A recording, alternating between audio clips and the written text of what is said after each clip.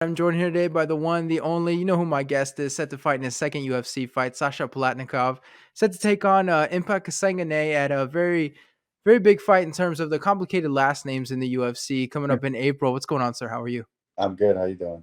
I'm doing well, man. Thank you for asking. Where are you at currently in the world? I believe you're one of those guys like on Instagram. You've got every flag we can possibly think of in terms of nationalities. Where are you currently? I'm based in Las Vegas right now.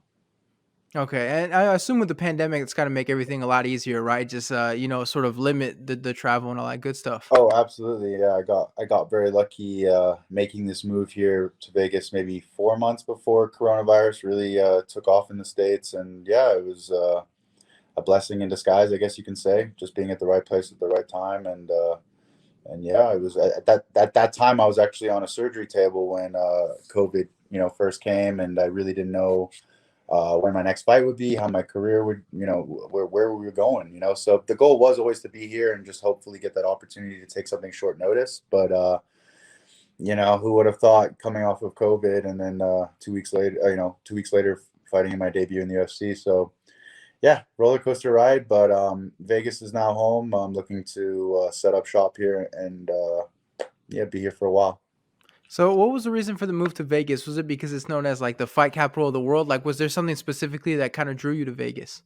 Being a kid, being a huge fan of combat sports, and Vegas being known as the mecca of combat, so it was always a dream to be here. I visited for the first time in 2016, where I was fortunate enough to go to UFC 200 during that fight week. I had a friend, bring me out, and that was my first kind of experience with Vegas and the fight scene and the UFC, and just kind of got the idea of what you would expect, to be here, and what it would be like. And I liked it. And I was fortunate enough to talk to Dana White, and that was back in 2016 before I had even become a pro, and I told him I would be the first Hong Kong representative in the UFC. And I'm sure he hears that all the time, from people, but it's pretty cool to say that back then. And I know there's several fighters who have had a similar situation, but for me, coming from a place like Hong Kong, it's not known for having a lot of MMA fighters or combat athletes in general, especially in the higher weight classes. So it's an honor. I know a lot of people don't think I look Chinese or I don't have blood, but that doesn't matter. I was born and raised there. I don't know anything else. And yeah, the reason I actually did come out to Vegas was at the time Hong Kong was going through some political stuff with China, and I had an event that was supposed to take place in Hong Kong, and they ended up canceling it. So based on that, I was like, this is not looking good when I'll be fighting again. And I just, I've been working and was just trying to put money in the bank and eventually make that move out here. I've been training only now. This year has been pretty much the only time in my career where I've been able to train full time. Throughout my career, I've been working, full time, just supporting myself throughout this journey. So it's nice to kind of come out here now and put some money away and just now focus on my career and accomplish all the goals that I've set myself. So, yeah. You mentioned not seeming like you're from Hong Kong and stuff. When you meet someone in Vegas that doesn't know you for your fight career and stuff, how surprised are they just hearing like your last name, hearing your nationality and stuff like that? Like, I'm sure you hear all the time people are like, "No way, man, you're lying. Let me see some ID or something like that." Like, Yeah, there must be a lot of surprise. absolutely. I mean, when you see my name, obviously most people assume, Russian background, which is true. Yeah. I think it trips a lot of people out when they see me speak. I can speak pretty good English. So Yeah. a lot of people kind of get caught up by that. And then, of course, then they ask me where I'm from, and I say Hong Kong. They look at me kind of silly. It depends. Some people who have an idea, then they're like, "Oh, okay," but most people are just like, "Huh?" And then I just kind of got to explain it a little bit. But there's lots of people like me. Born and raised in Hong Kong. We're not Chinese. Our parents were there for long periods of time with work and whatever situations brought them there. But the beauty of that city is it's such a melting pot for everyone. There's people from all over the world in this city, and it's a beautiful city. It's a very unique city, and I'm proud to call it home. That must be kind of you must have like some sort of speech a little bit planned, right? People are like, Hong Kong, where is that? It's like, all right, here we go. Like, you have your sentences, you kind of explain this and that, and then it's like it's got to be the same thing every time.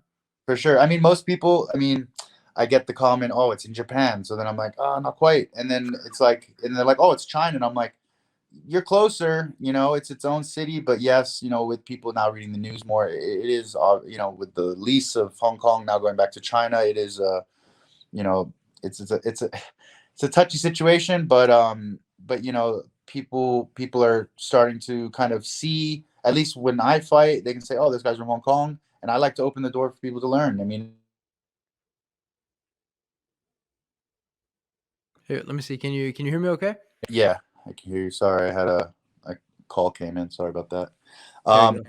yeah, it's just one of those things where giving myself the platform to compete, and then people say, "Where's this guy from?" And if it gets someone to search Google and do a little bit of research, learn about Hong Kong, I think that's awesome. And you know, like I said, there's tons of up and coming MMA athletes and guys and girls that are coming out of Hong Kong now that I'm sure you guys are going to start to see in the next like year, 2 years, especially with Dana White Contender Series in Asia. So you'll see a lot of people start to come up from there. I know a lot of people were very surprised when I came out. They just didn't never no one had ever heard of me. You know, fighting out in Asia. So while coming to the US and fighting stateside, I actually made my debut in the States, but you know, I've traveled. Every single one of my professional fights has been in a different city. So that's one of the, you know, beauties of the sport, getting that opportunity to travel, see the world, meet people, and yeah. It must have been cool for you with with Reebok. Sometimes you see some strange nationalities. Guys get to wear a certain fight kit for the first time. Like it must Mhm. have been pretty cool to know that you're going to be the first guy to sort of put that on. And I think in your next fight, UFC's going with Venom and however they're going to look. But at least for that one, you got to know like you were the first to kind of represent that flag when you went out there on your kit. But obviously, as well as like in theory, as the first fighter from Hong Kong. Mhm. No, exactly. I mean, that was one of the big things for me. I won my first title in 2019, and I was the first ever to win a belt in Hong Kong or be a Hong Kong person to win a world championship. So that was the first milestone for me, and I just, you know, I have lots of goals that I'm trying to accomplish, and the beauty of being someone from a unique place is people don't really know it. So if it brings more attention, if it brings more eyes, then that's the beauty. And I got a lot of, you know, fans and friends and family all over the world. I have a lot of support from Russia. I have a lot of support from Hong Kong, the UK. So the more and more that I get to compete, the more and more that I get to put myself out there doing interviews like this and stuff like that. I hope more and more people just kind of get an idea of what's going on that side of the world, and not only just politically, but MMA and sports and everything. Exactly. Let's talk about this fight a little bit with Kasanganay. It's kind of strange for you, right? Because he's coming off of a highlight reel knockout. Unfortunately, he was the one getting knocked out. Like, Mhm. is there like a certain kind of pressure, like sort of people sort of expect you to follow up on that performance, something like that? Like, there's going to be that's going to get talked about a lot as you sort of head into this fight. Oh yeah, I mean, uh, I don't like looking into the past. It's the future. I don't care about his last result. If anything, it's going to make him even more motivated. It's going to make him even more prepared. It's going to make him even better. That's how I see it. And again, 9 times out of 10, that kick doesn't land. So how does the fight go? We don't know. So you can't really take us like one small little incident in a big story. Impa's a tough guy. He's coming down to 170, first time ever in his career coming down to 170. Never fought as an amateur, even as a pro, never at 170. So that was the first thing that was intriguing to me was him coming down. I fought at middleweight. He's a very lean guy, very muscular guy. So it'll be interesting to see that. But again, not my concern. Secondly, he's not too big for the weight class at middleweight, and he's not too big for welterweight either. He's shorter than me, and I think we have almost the same reach. Um, he's an athlete. He's a former football player, very athletic, but I wouldn't say he's a martial artist. I mean, he's a developing martial artist, but I've been competing since I was 5 years old. Um, the technique is different, but it doesn't necessarily mean I'm going to win a fight because my technique's better. But I do like how this fight matches up. I believe I will have the better footwork, the better movement, and just the overall. I think what I bring in the cage is just going to be a little bit more than what he can bring. So well, it'll be interesting. I just know I need to be on top of my game. I feel great leading into this fight. Considering my debut, I came off of COVID and had 2 weeks to prepare. So uh, let's just say I'm rockets ahead of where I was leading into that fight. My conditioning right now is really good. So we still got 4 weeks. So as long as everything stays as planned, we're gonna be looking real good. And I said it in after my last fight. You guys give me a full camp, I'm gonna put on a much better performance. So if you guys like my performance before, this one's gonna be better. So Yeah, it's gonna be fun. I think it's gonna be it's got the potential to be a fight of the night. I think a lot of people will tune in. They know Impa. They don't necessarily know me yet, but if people have been tuning in, they will. And yeah, I mean, it's an exciting card. I'm excited for the main event. I want to get home and watch it with Vittori and Till. But I think it's it's a shame it's not a pay per view. It's such a good card, I think. But yeah, it'll be a good one. Fight night on ESPN. Everyone can tune in. I don't know where I am on the card. I think I'll probably be in the middle somewhere. I'm guessing, maybe on the prelims. But yeah, I'm super excited, man. This is what I've dreamt of doing. This is what I've set my goals to do. So I'm just working my way up the ladder, and the UFC is giving me whoever they got to give me to get me to where I got to go. So as long as I keep winning, putting on good shows, rack up 3, 4 wins in a row, and then hopefully be knocking on the top 15 door very soon. It's funny because it feels like you answered every question all the reporters like to ask, right? About like, what are your thoughts on your opponent? What does this fight do for your career? How do you match up with them? I feel like you covered it all. It sounds like you're used to these kind of interviews where it's like, all right, here we go with this one. Like you kind of know what to expect. Man, I've been in this game a long time. I'm a huge fan. It's my career as well, so I do a lot of. I mean, I do probably not as much as you, but probably just as close to you as much research. I like to know about everybody in the game, and if there's exciting guys coming up, I like to watch them fight and listen to their story. I'm a fan at the end of the day, so this stuff I've been listening to and hearing, and I think maybe it's just pre-programmed into my head, and it's just a natural thing for me, and I can talk about it for days. Do you enjoy doing the media rounds? I know some fighters they like doing it up to a point, right? Because it's like after hearing what are your thoughts on your opponent for the 15th time, they get tired of it. Are you enjoying it at all? I do. I enjoy it. I would like to go into some form of commentating or some form of media when my career does come to an end. I've been told many times I'm pretty well spoken, and I come off that I know what I'm talking about at least. So, Yeah, right. but yeah, it's something I enjoy doing. I think it's important. Fighting is one thing, but if you can't hold a conversation or communicate with your fans, it's going to make it hard for them. And nowadays, it's so easy to be connected to people, so for me giving interviews or for people talking to me on social media and me reaching back out and then being able to see what I've got to say, I think it's a good thing. And like I said, it's going to bring more eyes to me. It's going to bring more eyes to where I'm from and the people I associate with. So I think it's a positive. I think I've always, as a kid, watched sports and seen my favorite athletes doing interviews and just been like, wow, it'd be so cool to do that one day. So yeah, living it now, and I definitely enjoy it.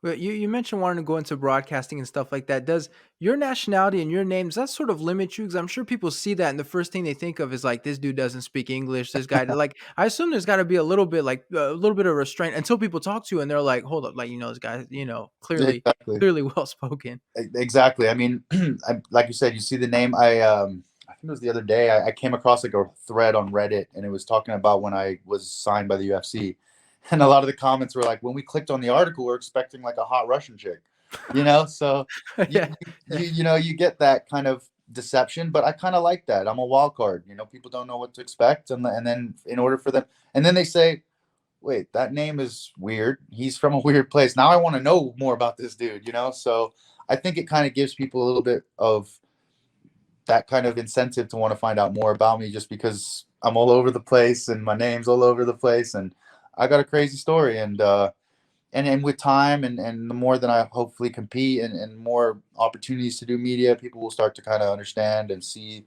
the crazy life that I've lived and the things that I've done to get to this point. And so is this kind of like a breakout opportunity for you a little bit because your opponent does have a big name, not for the right reasons, but he does have a big name.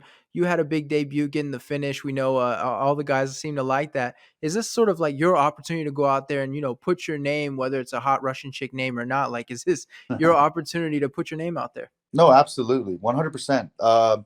This is a guy who's fought already twice in the UFC. He's been on the Contender Series. People know this guy, and they're interested. 170. That's interesting. People want to see how he does at 170. They think maybe he'll be strong. He'll be dominant. From the general consensus, most people are going to be. He'll be the favorite, most likely going into the fight. I think it'll be closer than my debut, but I think a lot of people are going to just go with Impa, just based on because they've seen him. He's fought in the U.S. and they know him. For me, like you said, if I'm another upset, on the card, great. That worked so well in my favor. I like it. I'll always be an underdog if I have to be because I know what I can do. I know what I'm capable of, and I think, like I said, if I'm able to put on a performance better or similar to the one I just did, I don't think people are going to complain at all. And that's I don't unless I don't know. I just don't understand any other way. That's the only way I know really how to fight. And I'm never gonna go and lie on someone for 3 rounds or 5 rounds. And I'm never gonna just do stuff that people are just gonna not be entertained by. People like to see knockouts. People like to see good technique, set traps, good footwork, make people miss. These are all things that I've worked on for countless years, and I feel like this is the perfect place to show it. And yeah, I'm like a kid, bro. This is just something that makes me excited. It's like people get to watch me, what I've been doing for so many years in my garage or gym or car park, just years and years of grinding, just doing all this shit over and over. And now I get to show it off. It's awesome. All right, one last question for you, but I mean, you know how these things work. You know what this question is. Everybody has to ask it, but I always like to end it with this one. But how do you see yourself getting your hand raised in this fight? Second round finish by strikes. That's what I'm going with. I think first round I'll feel him out, and and I mean I'm expecting him to come out in great shape, but Lewis was in great shape too, and I'm telling everyone, oh, he gassed and he got tired. Oh, he sucks. He doesn't have cardio. Dude, stand in front of me for 5 rounds and get punched and kicked by me, and let's see how your cardio is. Doesn't matter who you are. If you're a human being, you will get tired. It's just a fact. So, Impa's gonna go in there hard. I'm gonna go in there hard. One of us gonna come out there with our hand raised. He's a good dude. So, like, I got no animosity towards him. He's super respectful. I've always had good vibes from that man. I wish him the best in his camp and everything, but I hope he brings the best version of himself because I'm gonna be doing the same. And like I said, I'm gonna be trying to go out there with a very, very highlight reel finish and just get that 50K again and just get that ball rolling. I want to be fighting 3, 4 times a year. I'm not young, dude. I'm about to turn 32, but I'm in the prime of my life right now. And this is where I need to be for the next 3, 4 years, and that's where we're gonna go and be chasing titles. So that's pretty much how the story will go, and I'm expecting it to end as well. Well, there we go. I mean, I know everyone's looking forward to it. Obviously, it's a very exciting matchup on paper. Hopefully, it lives up, but I have no doubt about that. Thanks so much for the time, man. I really appreciate it. Pleasure, Lucas. Thank you.